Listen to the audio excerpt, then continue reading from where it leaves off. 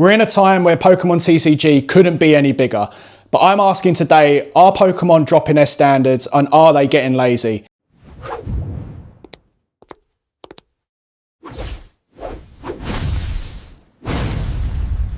Alright you lot, I am the Cottony Collector. I hope everyone's doing well. I'm going to ramble on a little bit again. Hope you liked the last couple of videos. I really appreciate you tuning in.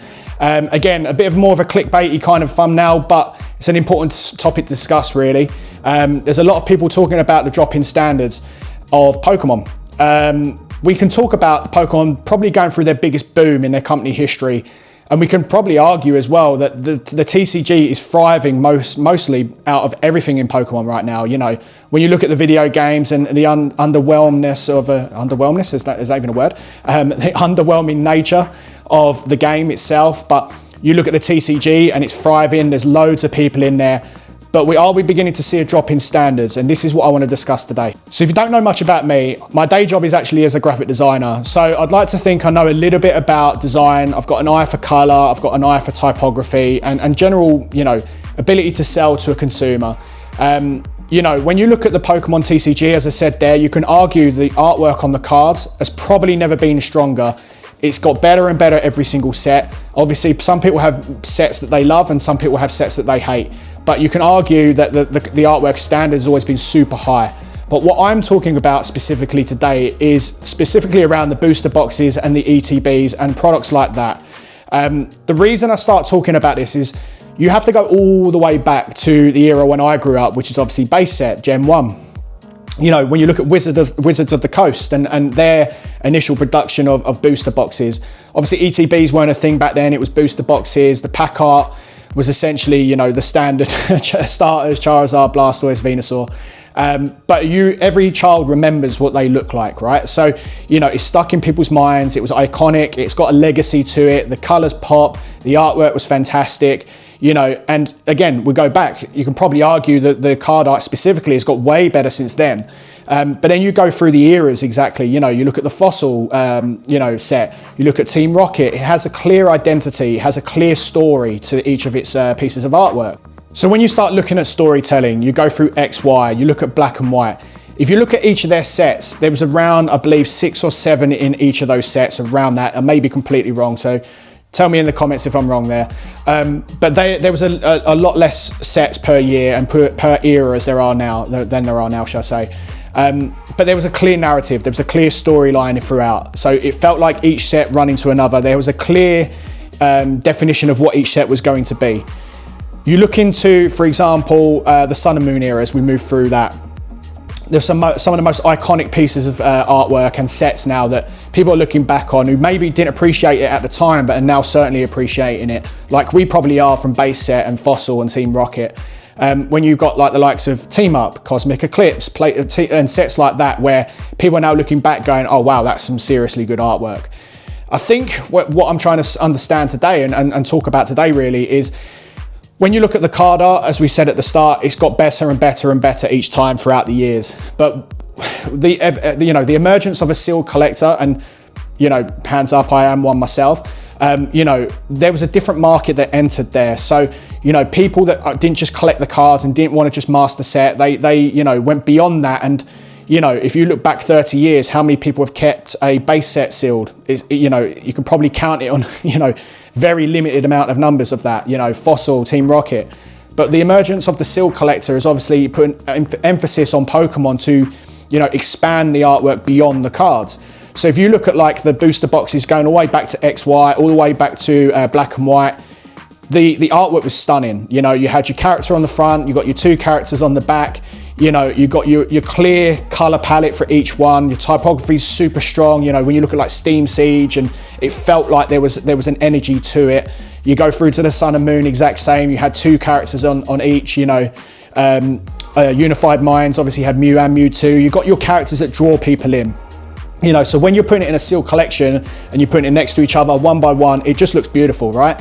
You know, it's like a little gallery within your house. And, you know, I can certainly say that I love looking at the stuff that I've collected over the years. It's just, you know, when you get to actually look at it, it's a beautiful sight, you know, and it's all that appreciation of artwork. And, you know, my background as a designer and studying art for all them years, it's you know, it's nice to see. It's like a nice little distraction from your day job, I guess. So yeah, I think when you look at that and the emergence of sealed collectors, it is certainly a massive point that Pokemon have put emphasis on the ETBs and the booster boxes. But then you move into the Sword and Shield era.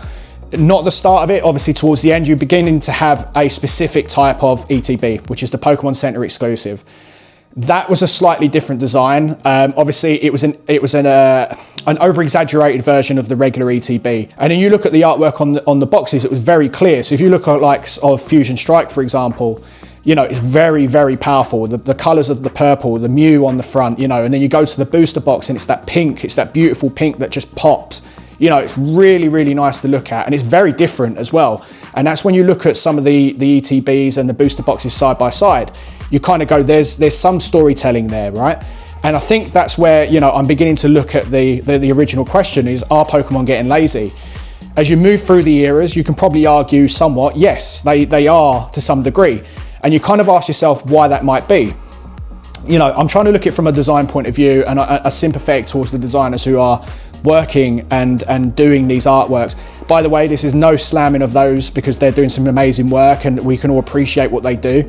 I think when you start ramping up the number of sets over the era and you start ramping up the deadlines, and again, my understanding is they work 10 months back. And again, as someone who's a graphic designer by trade, I know the longevity and I guess the timeline of producing these things, right? So if you're talking 10 to 12 months roughly per set, you obviously go through the design phase, then the ideation phase, and all the way through to production, and then it gets out to the consumer. So, you know, obviously there's way more steps in between there as well, and the sign-off process, etc. But when you start overlaying different sets, that does have an impact on design. It does have an impact on timings, you know, and you start looking at, obviously, Pokemon is a huge company, right? Obviously the biggest, you know, one of the biggest in the world, really. So you could probably ask that they can afford to bring more people in. And again, this is not me knowing their staff numbers. I don't know that at all. But when you start overlapping sets and deadlines, it does become a lot more difficult for people. So naturally, quality sometimes drops. Sometimes they rush through. I've been there, for example, you know, where you have multiple, and I work in the sports events trade. When you have multiple events at the same time, it is really difficult. It is hard to manage and juggle each of those. So, you know, has that been the reason for this? So let's start looking at some of the sets that are beginning to fall down. So you move through the Scarlet and Violet era. You know, Scarlet and Violet base was okay. It was a bit boring, if I'm completely truthful with you. You know, you had your Miraidon and Koraidon images on the front, nice and easy, red and purple. I mean, it's not the most exciting when you can compare it to some of the team up boxes, etc., Unified Minds and all that. You know, you go into Paldea Evolve, which looks great. You've got your 3 starters from Paldea on there, you know, enlarged version for the Pokemon Center version and the smaller versions for the regular ETBs. But for me personally, the storytelling was kind of falling off the trail a little bit.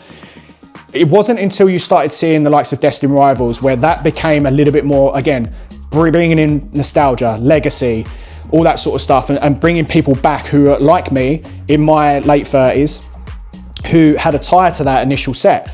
You know, everyone knows what Team Rocket is. If you're a fan of Pokemon, everyone knows who Team Rocket are and what their logo is, what color palette they use, who are the key players, and who are the characters that you want to follow in it. You know, so the storytelling was beginning to come across. You had that really, really nice reverse of each colors, right? So you had your standard ETB, which is black and red, and then the Pokemon Center version of it was red and black, right? You had your Giovanni and Mewtwo on the front, you know, really great booster box there. And then you got your other sets around that, obviously. Journey Together, you had your N and your Zoroark on it. You had Surging Sparks with your Pikachu, which is always going to do well on it. And then for me, this is where it kind of started falling off a little bit, just after Destiny Rivals, when you started going into the black and white era. I mean, again, nostalgic ties, it brings people back in. Every single card had an illustration rare in it, which is, a first in general for that. But then when you go beyond that, was the design the most inspiring? I would say no, probably not.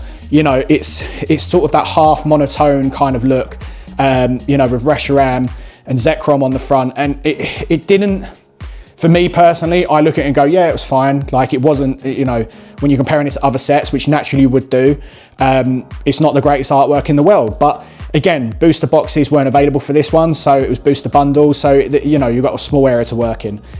So my point being, it kind of for me started falling off on that. Yeah, then you enter Mega Evolutions, and then you get super simple designs.